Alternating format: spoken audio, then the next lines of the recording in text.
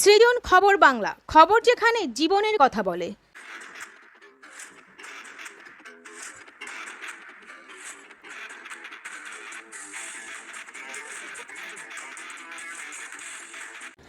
রাজ্য জুড়ে 21শে জুলাই প্রস্তুতি এখন তুঙ্গে।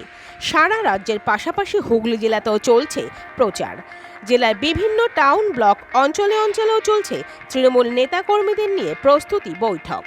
মঙ্গলবার এরকমই এক প্রস্তুতি মিটিং হয়ে গেল নবগ্রামের শুভেচ্ছায়। শ্রীরামপুর উত্তরপাড়া ব্লক তৃণমূল কংগ্রেস সভাপতি নিখিল চক্রবর্তীর ডাকে এদিনের এই সভায় নবগ্রামের অনেক পুরনো দিনের তৃণমূল কর্মীরাও উপস্থিত ছিলেন। তাদের কেউ কেউ অতীত দিনের 21শে জুলাইয়ের স্মৃতির কথাও তুলে ধরেন। 1993 সালে নেত্রী মমতা ব্যানার্জি সহ বহু নেতৃত্বের ওপর কিভাবে সেদিন বাম জমানায় পুলিশ অত্যাচার করেছিল তা এদিনের সভায় তারা যেমন তুলে ধরেন, তেমনি 13 জন কর্মীর শহীদ হওয়ার ইতিহাসও এদিনের সভায় বর্তমান প্রজন্মের তৃণমূল কর্মীদের সামনে বলেন। তারা এদিনের সভায় জননেত্রীর সেদিনের সংগ্রামের কথা তুলে ধরে আগামী দিনের তৃণমূল কর্মীদের আরও স্বচ্ছতা ও সততার সঙ্গে দল করার আহ্বান জানান।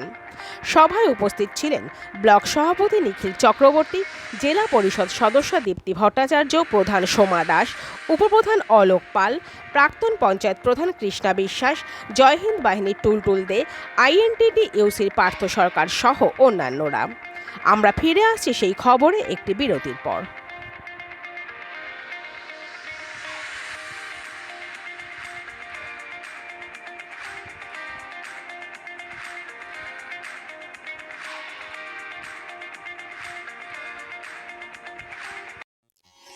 নবগ্রাম পিপলস কোঅপারেটিভ ব্যাংক, আধুনিক ব্যাংকিং পরিষেবার যাবতীয় সুযোগ। আপনার ব্যাংক, আপনার পরিবারের bank. Konnagar mother international school, affiliated to Central Board of Secondary Education, New Delhi. Admission going on. ওম জুয়েলার্সের সোনার পরশে পাবে আপনার সৌন্দর্য অনন্য রূপ। কোন্নগরের ওম জুয়েলার্স। নবগ্রাম ইন্ডেন প্রতিদিন 24 ঘন্টা আপনাদের সেবায়। ডোমেস্টিক ছাড়াও কমার্শিয়াল ইন্ডাস্ট্রিয়াল সার্ভিসও দেওয়া হয়। মিটিংটা বন্ধ করে দিতে হলো তথাকথিত সিপিএমের হারমাদের জন্য। আসলে সিপিএমের অত্যাচার,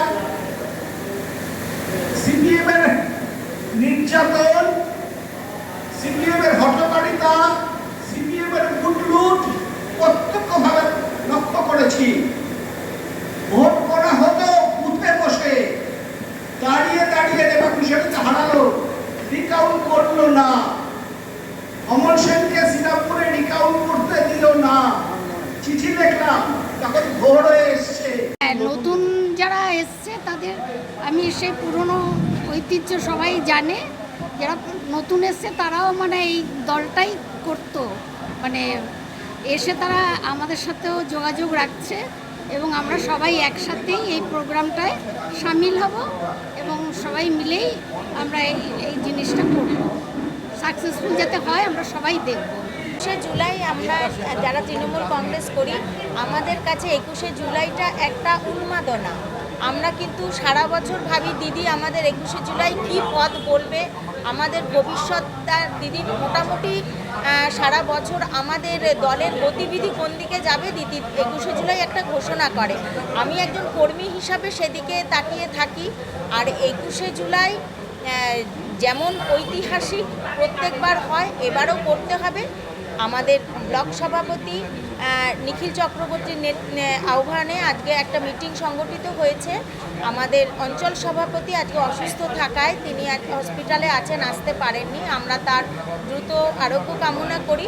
আশা করি 21শে জুলাইয়ের আগে তিনি যেতে না পারুক, কিন্তু আমাদের অঞ্চল সভাপতিও আমাদের নির্দিষ্ট একটা বার্তা দেবেন।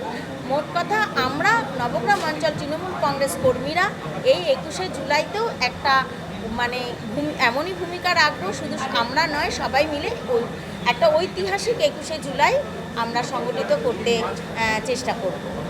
21শে জুলাই আমাদের কাছে, সকলের কাছে, তৃণমূল কংগ্রেস কর্মীদের কাছে একটা আবেগ এবং আমাদের কাছে অত্যন্ত একটা কষ্টকর দিনের একটা অতীত। আমরা মমতা বন্দ্যোপাধ্যায়কে দেখেছি যে বাংলার মানুষের অধিকার যখন হরণ করা হয়েছিল, বাংলার মানুষের কাছে যে ভারতবর্ষের সংবিধানে দেওয়া যে গণতন্ত্র, সেই গণতন্ত্রকে হরণ যখন কেন্দ্রীয় নেতৃত্ব থেকে কোনো সাহায্য পাচ্ছিলেন না, তার অদম্য জেদ হারিয়ে যায়নি। তিনি ছাত্র যুবকে নিয়ে যে অহিংস গণতান্ত্রিক আন্দোলন করেছিলেন 1993 সালে, যেখানে আমাদের 13 জন কর্মীকে শহীদ হতে হয়েছিল তাদের আত্মবলিদানের মাধ্যমে এবং মমতা বন্দ্যোপাধ্যায়ের এই লড়াইয়ের মাধ্যমে আজকে ভারতবর্ষের মানুষ এবং বাংলার মানুষ ভোটাধিকার অধিকার প্রয়োগ করার যে অধিকার পেয়েছেন, আজকে মমতা বন্দ্যোপাধ্যায়কে আমরা সাধুবাদ জানাই, ভারতবর্ষের মানুষ সাধুবাদ জানায়। সৃজন, খবর বাংলা নিউজ।